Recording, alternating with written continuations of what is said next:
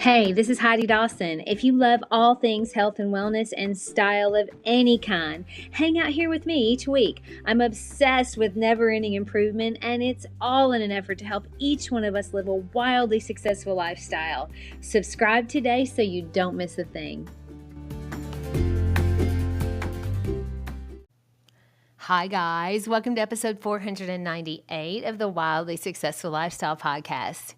I hope you're having a good week. I hope you're making the best of whatever is going on this week. That's where the work is. Nothing else matters. What you make of it is more important than it, right? We can't forget that. All right, so have you ever complimented someone and only to have them say, oh, well, that's nothing, or I can't take credit for that, it was luck, and they say something self-deprecating? Maybe someone gives you a compliment and you discount your own role in the achievement. I was listening to Esther Hicks years ago, and I remember she was interacting with someone in the audience, which she often does, and they had a question about financial security. They were saying that they always thought that they would be very financially successful in their own right. Now, this lady was financially successful, but she was wealthy because she was married to someone who had a lot of money. So she said, I always thought I would manifest my own wealth. And I always thought that I would be the one to make that money. That's what I wanted to manifest. Esther said, so you got your manifestation, but you're not happy with it. And the lady laughed and she said, no, I didn't get my manifestation. I wanted to create the money, but I didn't want it to come through my husband. And then Esther looked at her and she said, basically, you did create that manifestation because you married your husband. You attracted that into your life. And this lady stopped for a second. You could tell she was sort of having a breakthrough. And she goes, oh my goodness, you're right. I'll never forget that interaction, even though it was years ago, because I have thought that before with myself, that I always knew that I would be financially stable and wealthy in my own right. Now, I married someone who is very financially stable. And before I heard that conversation, I would often discount where I was in life because I didn't make the money myself. My husband did. I discounted all the work I've done throughout the years to be the kind of woman that would attract a man like my husband. Why do we do that? I was reading about something called attribution theory, and this theory suggests that people often attribute their successes externally, like sometimes saying to luck or saying it was easy, so it was no big deal, but they attribute their failures internally. So they blame their lack of ability or lack of effort.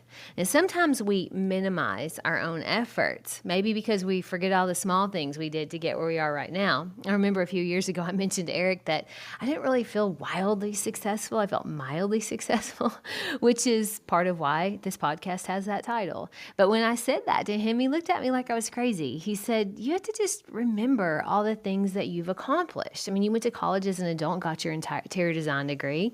In the same few years, you did 2 Vesta home shows with Donna, where you guys tied for best interior design. You got a job offer from your dream architecture firm, but ultimately decided to keep working for yourself. And he went on listing things that I had completely forgotten about. I realized that I have a tendency to forget to celebrate my accomplishments before I'm on to the next one. So in a way, I'm diminishing those achievements by just moving on to the next goal without acknowledging and celebrating the ones I just had.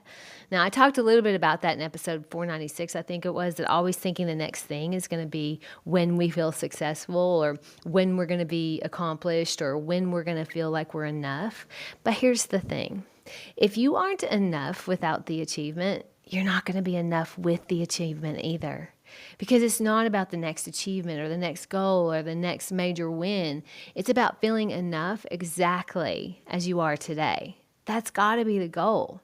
I am enough exactly where I am today. And if that isn't true, it won't be true for me tomorrow either, regardless of how much money I have, how many awards I have, how handsome or beautiful my partner is, where my kids go to college. If you're not enough without it, you'll never be enough with it either. Being enough is an inside job. Nothing external is going to ever fill that. It's been a long road for me to get here, and I still have work to do, and I will always have work to do. But I will do the work, and you can too. For me, just getting to the point to where I feel like I'm enough has been what's helped me get there has been meditation and exercise, self-compassion, gratitude practices. And the main thing is consistently noticing when I have negative self-talk and turning that around. These are all ways to show self-compassion. Today is a new day. Who you were yesterday doesn't have to define who you are today, but we don't want to forget and acknowledge the role that it played. Share this with 3 people who are exactly where they're meant to be. I love you guys. I'll talk to you in a few days. Don't forget to subscribe and share with your friends, because we're just going to keep going bigger and better places together, and I love that about us. Talk to you in a few days.